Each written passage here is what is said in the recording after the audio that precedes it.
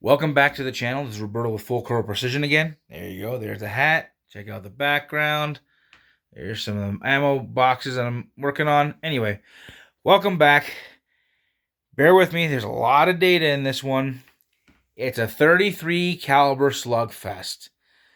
Yeah, here's what we got up against tonight. So, we're doing 338 Lapua, 340 Weatherby, 338, 378 Weatherby, 338 Win Mag, 338 Rum, 33 Nosler. Heavy hitters. These are big magnums and they do a lot of damage. Yeah, so I'm probably going to skip over some of the data, not like each cartridge, but I'm going to just kind of jump from yardage to yardage, just so that way this doesn't end up being like a 30-minute video. Please bear with me. There's a lot to wade through, but trust me, it's worth it.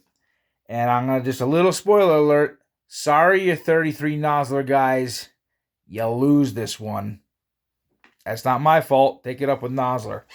Anyway, I'm going to turn the camera around. Here we go. And zooming out. Okay. So, we're going to start off with the slow boys. Just get this out of the way. And then move on to the monsters. Starting off with the slowest one of them all. And here's what's crazy is I have Gordon's reloading tool, but the Noslers aren't really in there. So I had to use Nosler's reloading data. And this is what I could find. It's the fastest velocity available at max pressures. It's a 250 grain bullet and 26-inch barrel. That's what they have. So here we go. With 76.5 grains of Reloader 23, you're getting a muzzle velocity of 2784. I forgot the energy, and honestly, it's not going to really matter anyway because it kind of sucks, especially for the size of the bullet. With a 250 grain bullet, it should be doing better than this. Anyway, at 300 yards, you got 2326 feet per second. And 3,002 foot-pounds with 7.2 inches of drop.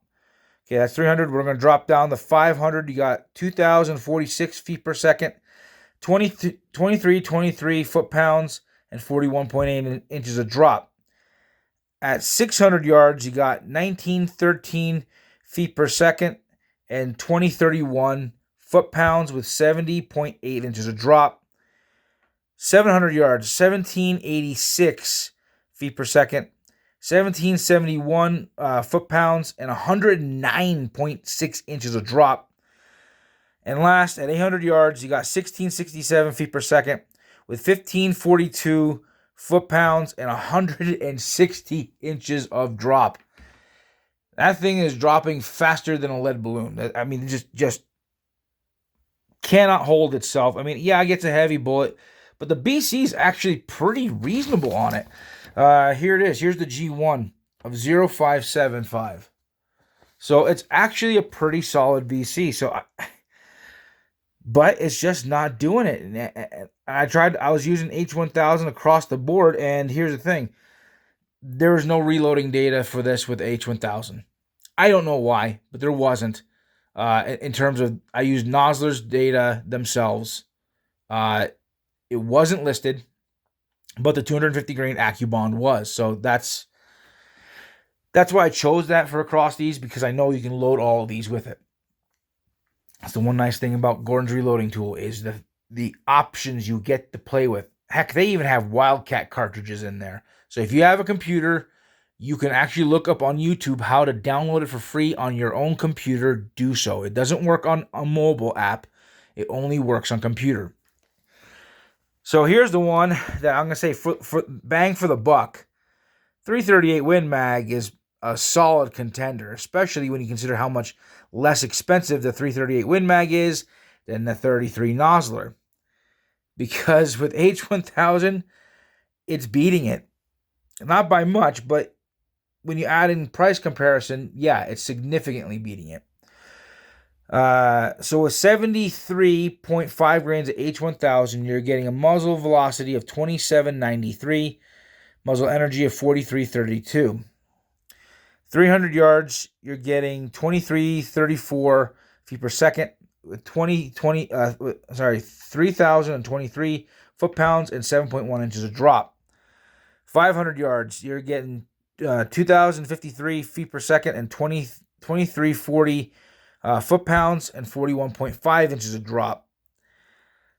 At 700 yards, you're getting 1,793 foot-pounds and 1793 feet per second, 1785 foot-pounds of energy, and 108.8 inches of drop. And finishing it off at 800 yards, you got 1673 feet per second and 1554 foot-pounds and 158.8 inches of drop. So you're just over an inch difference.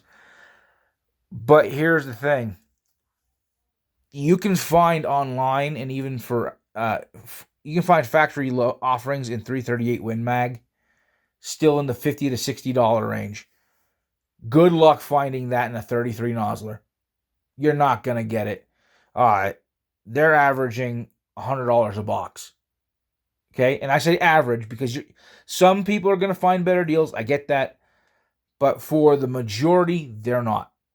So you're literally looking at a minimum. Literally, you're talking about almost twice the cost to get 33 nozzler as opposed to 338 Win Mag. And they're neck and neck. And honestly, for that, if I'm going to spend money and then I'm going to get performance, and they're virtually identical, and in this case, an inch at 800 yards is not enough to shake a stick at, I call that identical. I'm taking the cheaper option. Sorry, nozzler, you lose this one. You should have done better. Anyway, here we go. Now we're getting into the big boys, where it gets expensive, but also interesting. And we're going to start off with this one because I should have wrote this in a different order, but whatever. Here we go.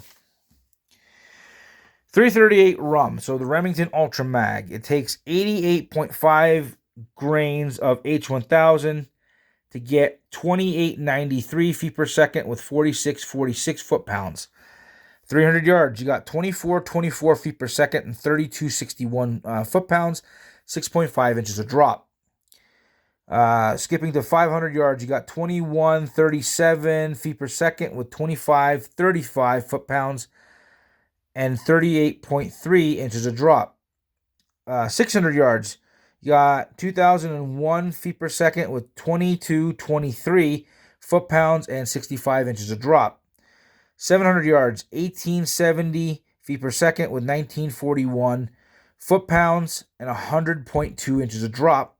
And at 800 yards, 1746 feet per second, 1692 foot-pounds, and 146.1 inches of drop. So, yeah, it's quite the contender here as far as it's considerably flatter shooting. You're going from 160 inches basically between these two to 146. So you're talking 14 inches of elevation change. I know that's not much to dial in a scope. I get that. But as a natural trajectory, that's actually quite a bit different. So that's something to keep in mind. It's over a foot difference in your drop. Going into the next best is going to be the 340 Weatherby. Okay. And I'm sure Austin from Reloading Weatherby is going to like this, but here you go. You got 83.5 grains of H1000 with a muzzle velocity of 2908, muzzle energy 4695. 300 yards, 2437 feet per second with 3297 foot-pounds, 6.4 inches of drop. Skipping to 500 yards, you got 2150 feet per second and 2565 foot-pounds and 37.9 inches of drop. So it's actually pretty decent for the weight of the bullet. 600 yards, 2013 feet per second and 2250 foot-pounds, 64.3 inches of drop. And I'm just going to skip right down to the 800-yard mark, 1757 feet per second and 1713 foot-pounds with 144.3 inches of drop. So it's actually, you're talking a difference between the 338 Rum and the 340 Weatherby. 15 feet per second. So they're within like a couple inches of each other. But I'm going to tell you this. If I have my option between a 338 Rum and a 340 Weatherby, I'm taking the Weatherby. That's just my opinion. I feel like it's a better cartridge. Just from experience of hunting, I've hunted with Weatherby. I've hunted with a couple different options. I'll take the Weatherby cartridge over a Remington Ultra Mag. But again, that's just my opinion. What do I know? Anyway, this one kind of surprised me, but also didn't surprise me. The next contender, 338 Lapua, 93.5 grains of H1000 gives you 2975 feet per second. For a 250 grain bullet, that's screaming fast.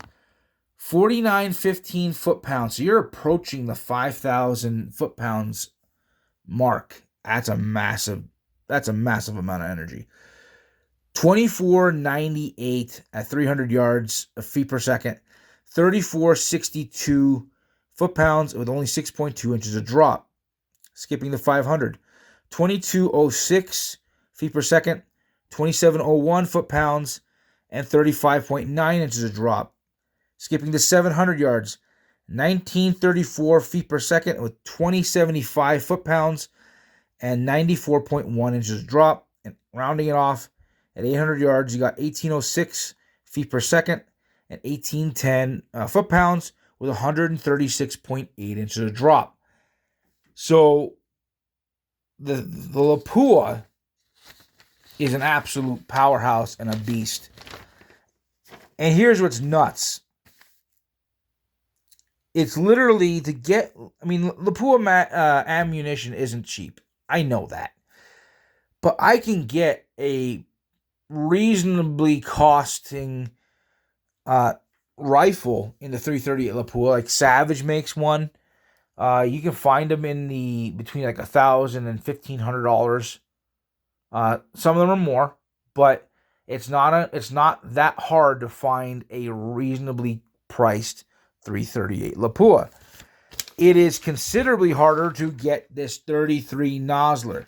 And oftentimes when you're looking at the price between 33 Nosler and 338 Lapua, you're only talking a difference of typically $10 to $20 a box difference max. Because you're already spending $100 plus. So I'm going to give you my 2 cents worth. If you're going to have a 33 caliber and you're spending that much in your ammunition, 33 Nosler, I'm sorry, you're just trying to short sight yourself. If you want to keep it in a lighter weight rifle compared to like a 33 Nosler, get the 338 Win Mag. If you don't care about the weight of the rifle and you don't care about throwing as much money at it as you possibly can, get a 338 Lapua. Or the winner for tonight, the 338 378 Weatherby. Yeah. Like I said, surprised me, also doesn't surprise me. 105.5 grains of H1000 gives you a muzzle velocity of 30.28. Okay? So it's quite a bit faster.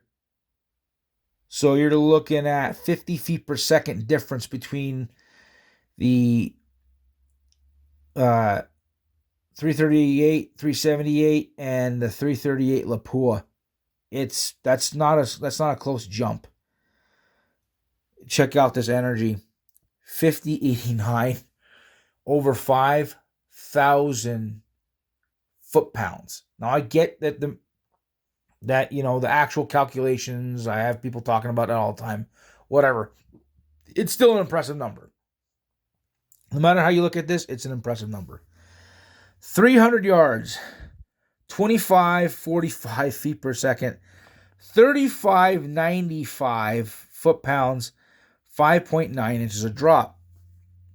Skipping to 500, 2250 feet per second, 2810 foot-pounds, 34.5 inches of drop.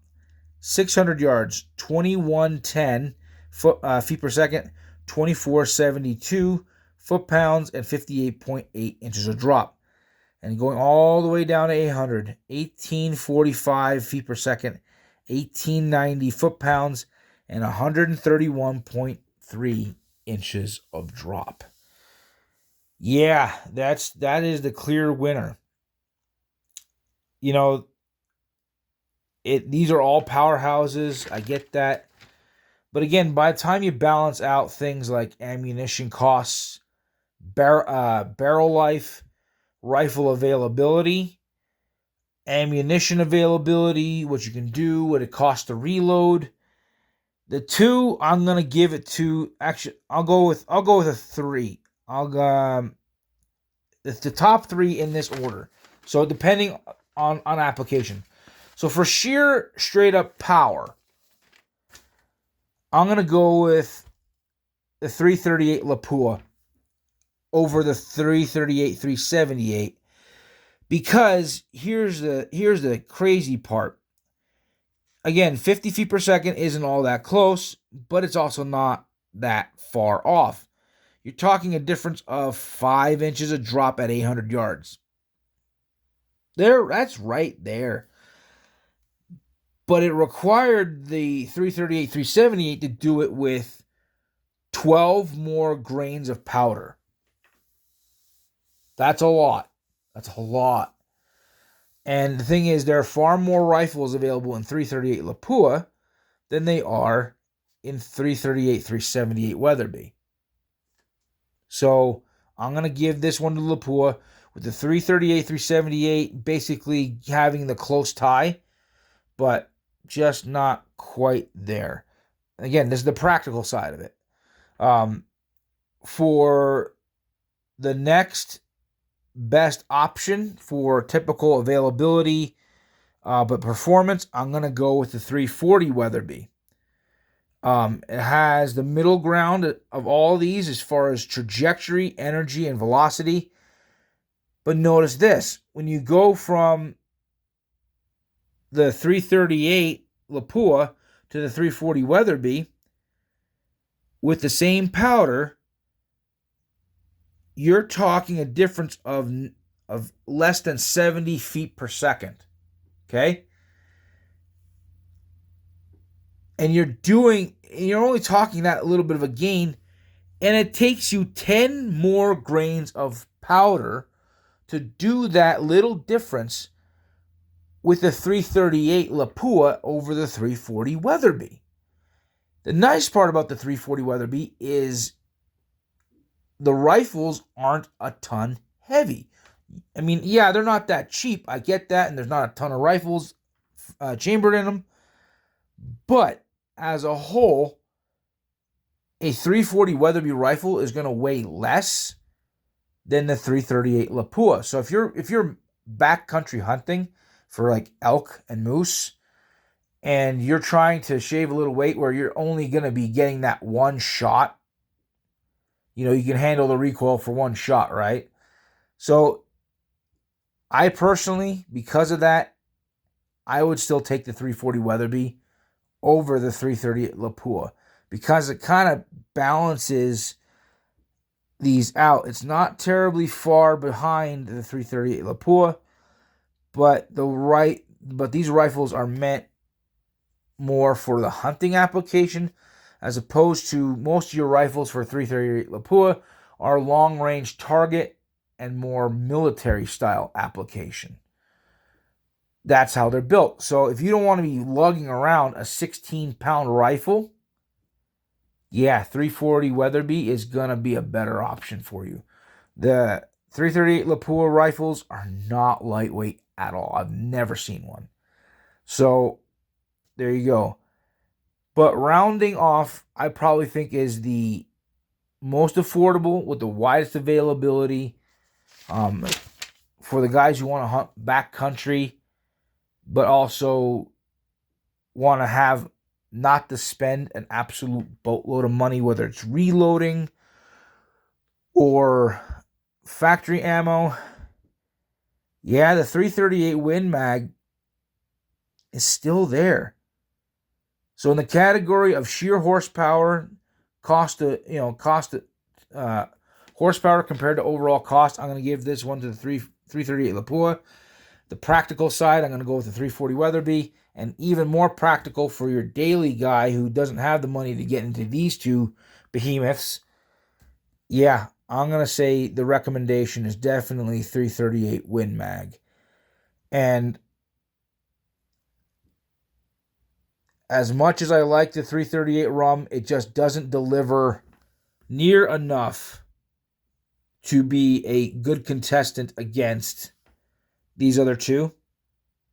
And neither does the 33 Nosler.